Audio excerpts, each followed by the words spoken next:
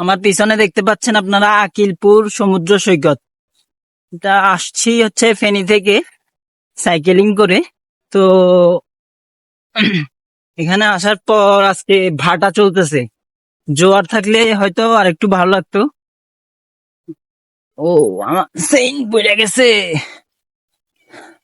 তো অবশেষে এখানে উঁচু মধ্যে উঁচু নিচুর মধ্যে চালাইতে চালাইতে আমার সাইকেলের চেইনটা পড়ে গেছে। দেখি